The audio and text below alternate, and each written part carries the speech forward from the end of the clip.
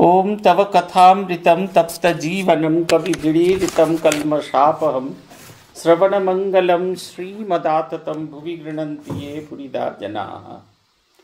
শ্রী ভগবানের অশেষ কৃপায় আমরা আজ সমবেত হয়েছি স্বামী নিত্যাত্মানন্দজি বিরচিত শ্রীমদর্শন এই গ্রন্থ থেকে পাঠ।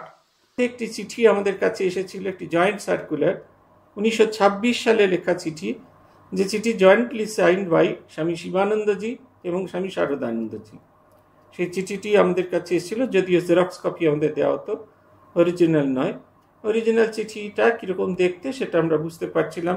শারদানন্দজির সই, মহাপুরুষ মহারাজের সই দেখছিলাম যে আমাদের যে ওয়ার্কিং কমিটি তৈরি হয়েছেন, যে মহারাজরা বুঝতে পারছেন তাদের খুব বয়স হয়ে যাচ্ছে, তো প্রতিনিয়ত যে এই যে প্রশাসনিক ক্ষমতা, এই প্রশাসনের মধ্যে তাদের থাকাটার অনুচিত, পরবর্তী প্রজন্মকে এগিয়ে দিতে হবে এই কল্যাণকারী ভাবনাটা।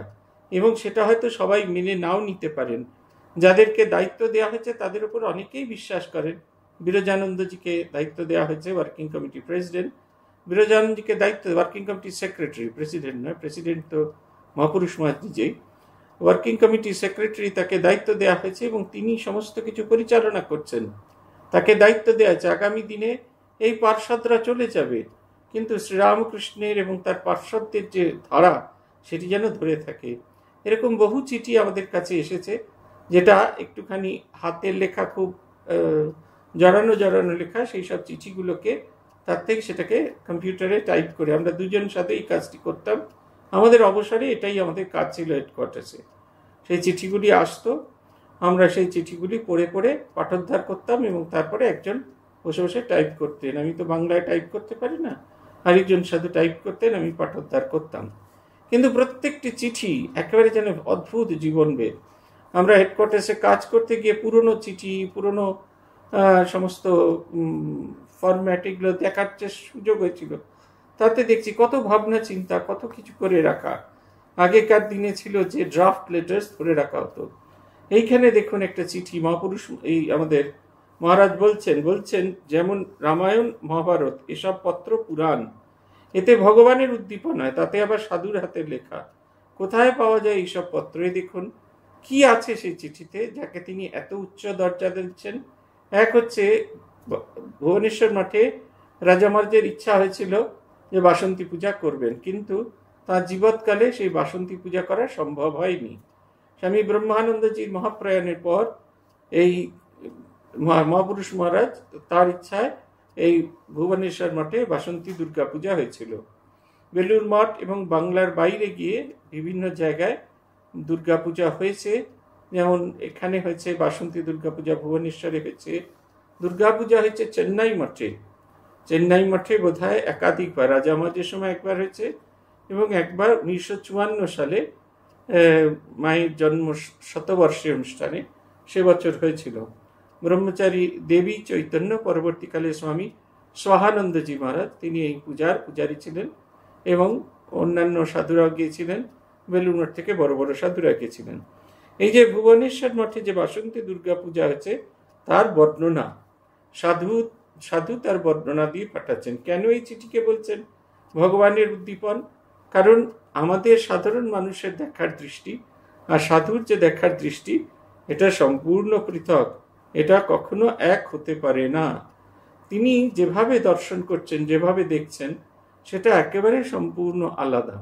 আমরা দেখি দেবীর চুল খুলে গেছে, আমরা বলি ও তো আঠা দিয়ে লাগিয়ে দেওয়া যায়, আর সাধু মনে করছে যেন দেবী সারাদিন পুজো নিতে নিতে ক্লান্ত হয়ে গেছেন, তাই তার মুখের ওপর সেই চুল খসে পড়ছে।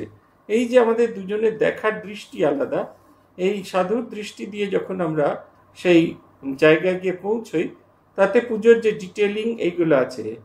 এই কথামৃতে আমি বলেছিলাম, এই কথামৃতের ক্লাসে একজন কমেন্ট করেছেন যে ঠাকুরের ঘরে কোনখানে জ্বালা ছিল, কোন জায়গায় রাজা মহারাজ এরা সব শুতেন, এই প্রচণ্ড মশা ঠান্ডার মধ্যে তারা কোথায় শুতেন, আমি যদি ছবি তুলে পাঠাতে পারি।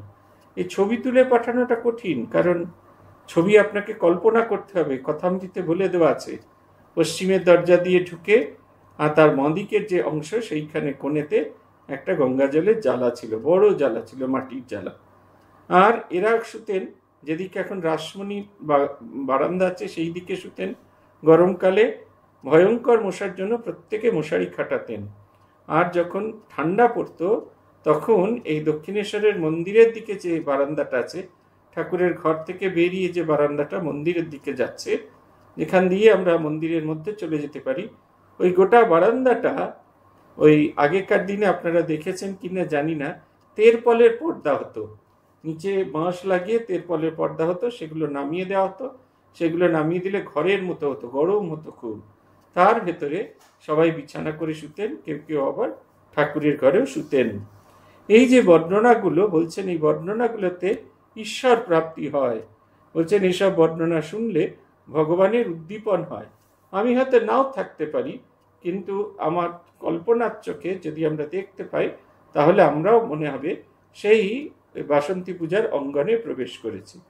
দুটো চিঠি, তার মধ্যে একটি, আজ যে পত্র পাইলাম তাহাতে 3টি উপদেশ খুব চমৎকার, ইহা পালন করিতে পারিলেই হয়। কি চিঠি সেটা বলা নেই, কিন্তু তার নির্যাস আছে। উপদেশ কি ছিল, তার নির্যাসটি আছে। সেটা হচ্ছে, শ্রী শ্রীমার সঙ্গে মান অভিমান সব চূর্ণ হয়ে যাবে, অহংকার পালাবে। ইহা অতি অদ্ভুত দেখেছি, ইহা জগতে আর কোথাও দেখি না, জানি নাই। আমি তো আমার জীবনে এমন কোথাও দেখি নাই। সম্পূর্ণ অহংকার শূন্য অবস্থা। বিদ্যা, জ্ঞান, বিবেক, বৈরাগ্য সবগুলি লাভ করে একেবারে অহংকার শূন্য, প্রশংসার ছিটেও প্রবেশ করে নাই। এ মূর্তি কেবল ওখানেই আছে। মাস্টারমশাইয়ের কথা এখানে বর্ণনা করা হচ্ছে। তিনি জাগতিক বিদ্যায় তো পারদর্শী, আধ্যাত্মিক বিদ্যায় পারদর্শী, জ্ঞানে দীপ্ত, হৃদয়ে ভক্তি আছে, বিবেক, বৈরাগ্য সমস্ত গুণ আছে। অথচ তার মধ্যে যেটা নেই সেটা হচ্ছে অহংকার শূন্য। অহংকার কখন থাকে? যখন আমরা এগুলো জানানোর কথা বলি। হয়তো আউট অফ দ্য ট্র্যাক হবে, তবু বলি আপনাদের একটা ছোট্ট ঘটনা। পূজ্যপাদ আত্মস্থানন্দজি একবার আমাদের গম্ভীরানন্দজি মহারাজ সম্পর্কে বলছিলেন। আত্মস্থানন্দজি সাধু জীবন শুরু হয় গম্ভীরানন্দজির কাছে। আত্মস্থানজি সাধু হতে আসার পরে খুব অল্প সময়ের জন্য দেওঘর বিদ্যাপীঠে পোস্টিং পান এবং সেখান থেকে তাকে পাঠানো হয় প্রবুদ্ধ ভারত পত্রিকায়। তখন প্রবুদ্ধ ভারত পত্রিকার সম্পাদক ছিলেন পূজনীয় স্বামী গম্ভীরানন্দজি মহারাজ। গম্ভীরানন্দজি মহারাজ এডিটোরিয়াল লিখতেন, আর আত্মস্থানন্দজিকে তার প্রুফ দেখতে বলা হতো। আত্মস্থানজি বলছেন, আমি কি বোকা, গম্ভীরানন্দজি মহারাজ এডিটোরিয়াল লিখেছেন, আমি গিয়ে বলতাম, মহারাজ এইখানে এই ইংরেজিটা, এই শব্দটা ব্যবহার না করলেই ভালো, এটা এরকম করলে ভালো। তখন আমার ধারণা ছিল যে আমি অনেক ভালো জানি। বলছেন গম্ভীরানন্দজি মহারাজ এতটুকু রাগ করলেন না, বললেন, আমি সেই কোন কালে লেখাপড়া করেছি, তোমরা সদ্য ইউনিভার্সিটি পাশ করা ছেলে, তোমাদের যেরকম মনে হয় সেরকম লেখো। বলছে আমরা তখন বুঝতে পারতাম না, কিন্তু কালে আস্তে আস্তে বুঝতে পারছি একে বলে অহংকার শূন্যতা। আর একটি ঘটনার উল্লেখ করেছিলেন, শ্রীমা সারদা দেবী স্বামী গম্ভীরানন্দজি মাঝে সেই যুগান্তরী গ্রন্থটি প্রকাশিত হয়েছে। মায়ের জন্মতিথির কয়েকদিন আগে মহারাজ আমাদের এই ঘটনাটি বলেছিলেন। তখন আমরা যখন পিপিটিসিতে থাকতাম, তখন এইসব ঠাকুরমা, স্বামীজি এবং ঠাকুরের পার্শ্বদের জন্মতিথিতে বক্তৃতা হতো। তা সেইখানে মহারাজ একবার আমাদের জিজ্ঞেস করছেন কার কি বিষয় পড়েছে। মায়ের জন্মতিথিতে ধারাবাহিক 14টা বক্তৃতা হতো, পরপর সব ব্রহ্মচারীরা দিতে, একজন বাংলায়, একজন ইংরেজিতে। প্রত্যেকে বিষয়বস্তু ঠিক করে দেওয়া হতো, প্রত্যেকে বিষয় আলাদা আলাদা। মহারাজ জিজ্ঞাসা করছেন, তোর আকর গ্রন্থ কোন গ্রন্থ ব্যবহার করছিস, কোন গ্রন্থ পড়ছিস? আমরা বললাম যে আমরা যাই পড়ি না কেন, শ্রীমা সারদা দেবীর মতো ভালো গ্রন্থ আর নেই, পড়লে মনে হয় মাকে চোখের সামনে দেখা যাচ্ছে। আত্মস্থানজি বললেন, যখন এই গ্রন্থটি প্রকাশিত হয় উনি এত মুগ্ধ হয়েছিলেন গ্রন্থটি পড়ে, বেলুর মঠে এসে তিনি পূজনীয় গম্ভীরানন্দজি মহারাজকে প্রণাম করে বলেছিলেন, মহারাজ কি অদ্ভুত গ্রন্থ, এত ভালো গ্রন্থ, এত সুন্দর, মনে হচ্ছে যেন মাকে সচক্ষে দেখছি। বললেন গম্ভীরানন্দজিকে বলে মনে হলো যেন একটা পাথরের সামনে আমার যাবতীয় কিছু বলছি। মুখে এক চিলতে হাসি নেই, এক চিলতে প্রশংসা নেবারে নেই। বলছেন না ওই জায়গাটা পড়েছ কিনা, সেই জায়গাটা পড়েছ কিনা, ওই জায়গাটা পড়েছ কিনা।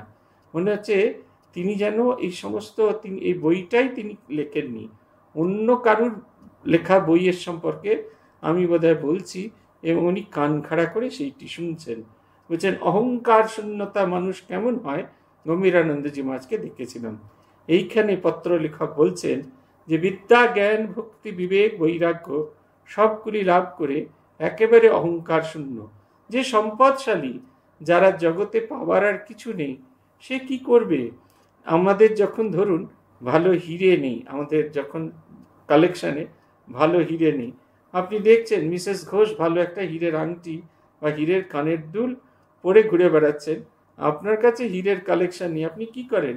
আপনি বলেন তাতে আমার হীরের কালেকশন নাই বা থাকতে পারে, আমার সোনার বালা আছে, আমার সোনার চুড়ি আছে, আমার এই আছে, আমার তাই আছে, আমার যা আছে সেটা সম্পর্কে আমি একটা ছোটকারে অহংকার প্রকাশ করে থাকি। তার কারণ হচ্ছে আমার কাছে সর্বোচ্চ সম্পদ নেই।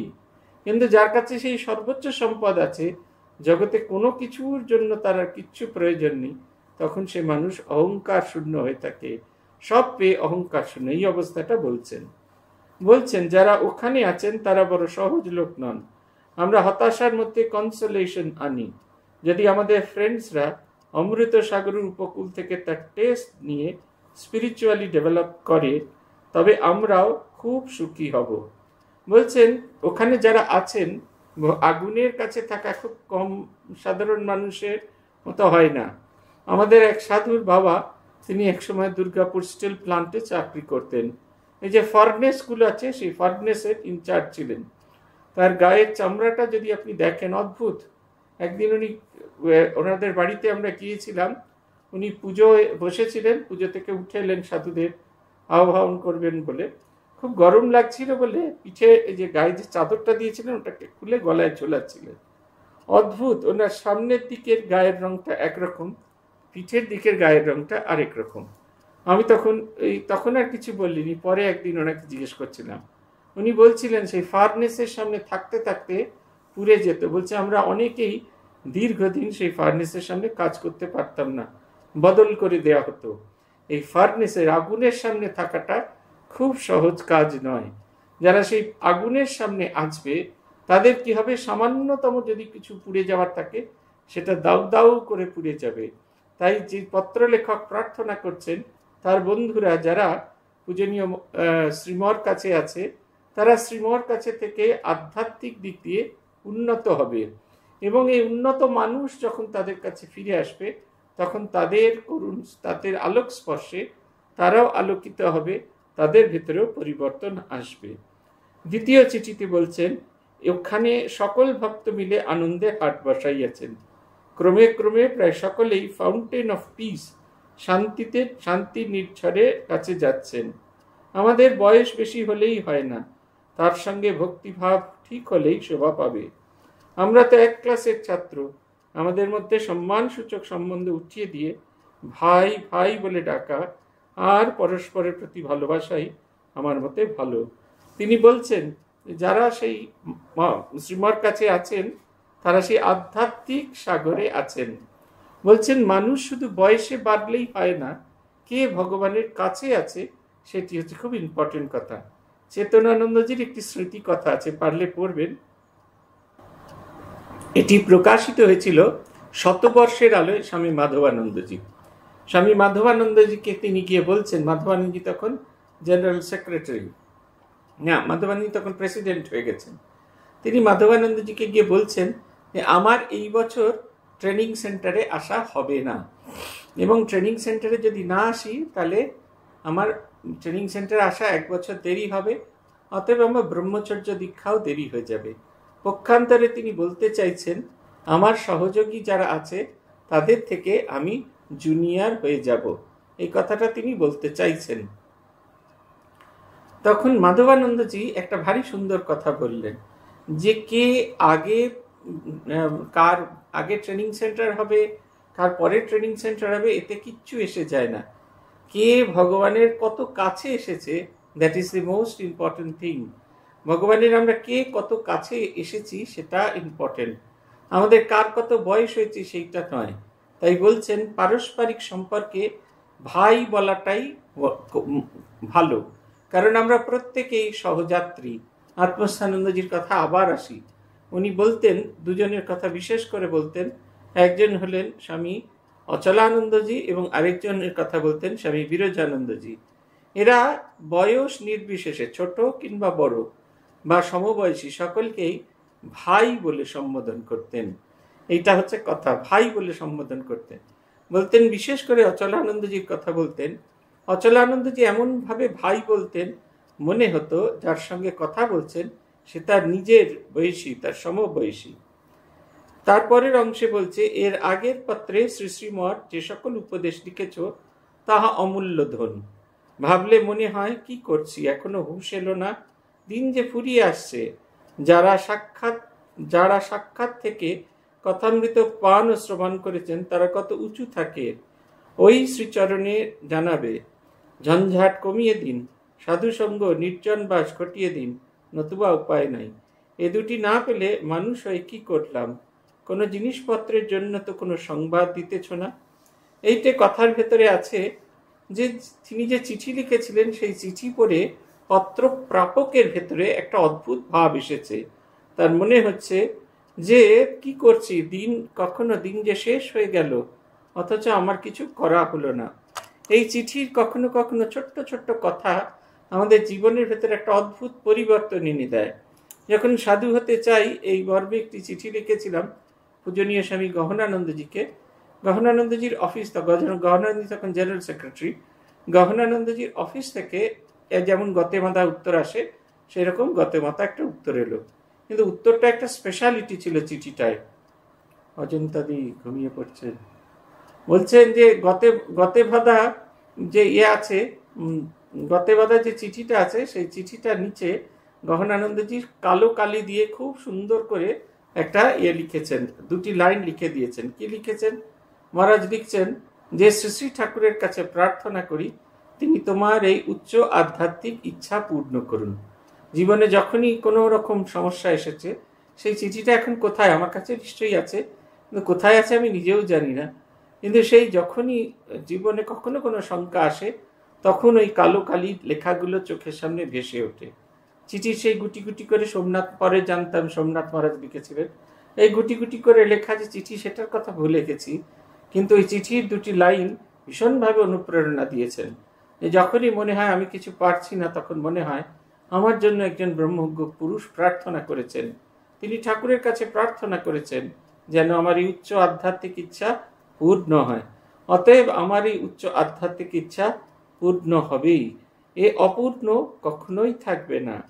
তাই বলছেন এই চিঠি থেকে তার পত্র প্রাপক, তার মনে একটা জোর ধাক্কা লেগেছে, তার মনে হচ্ছে যে কিছুই করলাম না, সময় পেরিয়ে যাচ্ছে। তাই এই যিনি লিখেছেন শ্রীমর হয়ে, তাকে বলছেন যে শ্রীমর কাছে প্রার্থনা করতে যেন তিনি তার ঝঞ্ঝাট কমিয়ে দেন, সাধুসঙ্গ নির্জন বাস করেন, নতুবা আর উপায় নেই। এরপরে চিঠিতে আছে, যদি একবার সকলকে নিয়ে শ্রী শ্রী মাস্টারমশাইকে সঙ্গে করে বৈদ্যনাথ হয়ে শিমুলতলা যেতে পারো, তার বিশেষ চেষ্টা করো। আমার একান্ত ইচ্ছা ছিল তার পদধূলি ওখানে পড়বে, কিন্তু তা তো ঘটল না। সকলের নিজের অনুরোধ, সকলের নিকট আমার অনুরোধ, একবার শ্রী শ্রী মকে নিয়ে এক রাত্রি ওখানে থেকে আসুন। পত্রপাঠ শেষ হলো। শ্রীম কতক্ষণ নীরব রইলেন, তারপর কথা কহিতেছেন। শ্রীম জনৈক ভক্তের প্রতি, হ্যাঁ, সেদিন আপনি তার কাছে কি লিখেছিলেন যার কথা তিনি আজ লিখছেন? ভক্ত বললেন, এখানকার কথা লিখেছিলেন। শ্রীম, কি কথা? এখানকার জীবন প্রণালী কি ঈশ্বরীয় কথা? ভক্ত, উভয় লিখেছিলাম। আপনি বলেন পাণ্ডিত্যে তাকে পাওয়া যায় না, তাই খ্রাইস্ট বলেছিলেন, for of such is the kingdom of haven. শিশুর মতো সরল না হলে ঈশ্বর লাভ হয় না। মা বলেছেন ও ঘরে জুজু আছে, তা শিশুর 5 শিখে 5 আনা বিশ্বাস মায়ের কথায়। জুজু কি সে কখনো চোখে দেখেনি, কিন্তু মায়ের কথায় এমনই বিশ্বাস। তেমনি গুরুবাক্যে বিশ্বাস। আপনি বলেন উঁচু ঢিপিতে জল দাঁড়ায় না, এইসব কথা। আর it is personality that matters. জীবন্ত আদর্শের প্রয়োজন। টাওয়ারিং পার্সোনালিটি গগনচুম্বী ব্যক্তির কাছে থাকলে রাস্টিক বা নিরক্ষর কৃষকও গড হয়ে যায়। যিশুর অন্তরঙ্গের প্রায় ওই শ্রেণীর ছিলেন। এই যে চিঠির বিষয়বস্তুগুলো এবার তিনি এক এক করে বলছেন। প্রথম চিঠি হচ্ছে এই পাণ্ডিত্যের দ্বারা তাকে পাওয়া যায় না। আমি অনেক পাণ্ডিত্য করলাম, কিন্তু একটুও পাওয়া যায় না। ঠাকুর বলছেন না যে ওই এতে লেখা আছে, পাঁজিতে লেখা আছে 20 আড়া জল হবে, তা 1 আড়াও পড়ুক, বলছেন পাঁজি টিপলেও 1 ফোঁটাও জল পড়ে না। কি অদ্ভুত একটা কথা! জীবনের সঙ্গে, পাণ্ডিত্যের সঙ্গে ঈশ্বরীয় কথা যদি আমাদের জীবনের আচরণের ভেতরে না আসে, তাহলে কিন্তু সেই গ্রন্থ পড়ে কোনো লাভ নেই। 2 বলছেন বিশ্বাস, যিনি আমাকে ভগবানের পথে যাত্রা করাচ্ছেন সেই গুরু বাক্যে বিশ্বাস। গুরু বাক্য গুরু বলে দিয়েছেন, এইভাবে সাধন ভজন করলে আমার মুক্তি হবে। আর 3 বলছেন যে একটি আদর্শ আমাদের কাছে সবসময় থাকা দরকার। আমরা অনেক সময় গুরু সঙ্গ করতে পারি না, আমরা অনেক সময় মঠ মিশনে যেতে পারি না, সাধু বা সাধু ভক্তদের সঙ্গে আমাদের দেখা হয় না, তাহলে আমরা যারা দূরে আছি তারা কেমন করে উচ্চ আদর্শ রাখবো? ভূতেশানন্দজি মহারাজ একটি ভারী সুন্দর কথা বলতেন, ঠাকুর, মা, স্বামীজি 3 জনকে একসঙ্গে অথবা একজনকে ভালো করে ধরে থাকো। বলছেন যখনই মনে হবে যে তুমি তার কাছে এসেছো, মনে হবে ঠাকুর ঘরে গিয়েছো বা তোমার ঘরে গিয়েছো, এমনভাবে তার ছবি থাকুক, এমনভাবে তাকে দেখো যে মনে হবে তুমি যেন তার কাছেই আছো, তুমি যেন তার সেই ভাবেতেই আছো। সব সময় স্মরণ করার কথা বলতেন বারবার করে, যখনই সময় পাবে। সব সময় অনেক জপ করতে পারবে তা তো নয়, কিন্তু যখনই সময় পাবে, যে অবস্থাতে সময় পাবে, একটু কাজের ফাঁক হলো, 5 মিনিট কাজের ফাঁক হলো, অন্য কিছু না করে জপ করতে বসে যাও। বারবার বারবার বারবার বারবার জপ করতে করতে ভগবানকে ডাকা, ভগবানকে ভালোবাসা, এটা একটা অভ্যেসে পরিণত হবে। তাই বলছেন এই টাওয়ারিং পার্সন, যত শ্রীরামকৃষ্ণের কাছে থাকবো তত আমাদের ভেতরে ভগবত ভাব জেগে উঠবে। আরেকটা কি বলছেন, কর্মফল ভুগতে হবে, তবে ভক্ত হলে মা হালকা করে দেন, নয়তো সবটা ভুগতে হয়। অক্ষম ছেলেকে যেমন বাপ মা বেশি আদর করেন দেখেন, তেমনি ভগবানের শরণাগত হলে তিনি ভক্তের ভার নেন। ঠাকুর তেজচন্দ্রকে বলতেন, তোর জন্যই তো বেশি ভাবনা, তুই বিয়ে করে ফেলেছিস। এই বলছেন যে যখন আমরা ভগবান যখন দেখছেন যে আমি ভীষণ রকমভাবে ভগবানের দিকে যাচ্ছি, তাকে বারবার করে চাইছি, তখন তিনি ছেড়ে দেন না, তিনি আগলে রাখেন, তিনি জড়িয়ে ধরেন, আমাকে কিছুতেই হারিয়ে যেতে দেন না। কখনো তিনি আমাকে কোনো অবস্থাতেই হারিয়ে যেতে দেন না।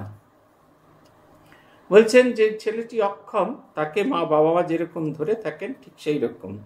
বিপদে পড়লে অমনি পূজা করতে হয়, ফুলচন্দন দিয়েও পূজা হয়, আবার শুধু নমস্কার করলেও হয়।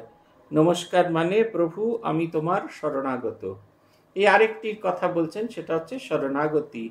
আমাদের সমস্ত অবস্থাতে যদি ঈশ্বরের প্রতি আমাদের এই শরণাগতি থাকে, তাহলে কোনো ভয় নেই।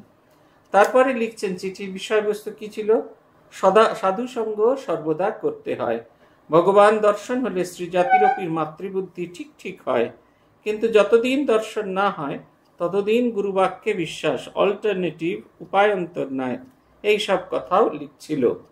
এই যে ঈশ্বরে যতক্ষণ না আমাদের দর্শন হচ্ছে, ততক্ষণ জগতের সমস্ত মানুষের প্রতি আমাদের এই ভাবটি জাগে না, পুরুষ মানেই তিনি আমার ইষ্ট দেবতা, স্ত্রী মানেই তিনি আমার ইষ্ট দেবতার শক্তি। আমরা যখন ছোট ছিলাম, বেলঘরিয়া স্টুডেন্টস হোমে এলাম, ওইখানে পূজনীয় শিবেন মহারাজ, আপনারা কেউ কেউ তাকে নিশ্চয়ই দেখেছেন, স্বামী অভ্যাসানন্দজি, বিরজানন্দজি তার নাম রেখেছিলেন অভ্যাসানন্দজি। অভ্যাসানন্দজি তার নামটিকে সফল করে তুলেছিলেন। তাঁর এইরকম সাধন ভজনের অভ্যাস আমি জীবনে কখনো কোনোদিন দেখিনি। আমার 2.5 বছর থাকার মধ্যে কখনো দেখিনি এইটি রুটিন ব্রেক করেছেন। খুব ভোরবেলা উঠে জপ ধ্যান করতেন, তারপরে ঘুরে বেড়াতেন। ঘুরে বেড়ানোর কালে তার পক্ষে, তার তখন অনেক বয়স হয়েছে, তার পক্ষে যা সম্ভব ছিল সেটি করতেন। ঝরে থাকা পাতা কুড়িয়ে এক জায়গায় করা, তারপরে ঝাড়ু দিয়ে পরিষ্কার করা, কোনো জায়গাটা ঝাড়ু দিয়ে পরিষ্কার করা দরকার আছে, এইভাবে তিনি করতেন। করে হাত ধুয়ে, পুকুরে হাত ধুয়ে অল্প কিছু 1টা কি 2টো ফুল তুলে নিয়ে ঘরে যেতেন।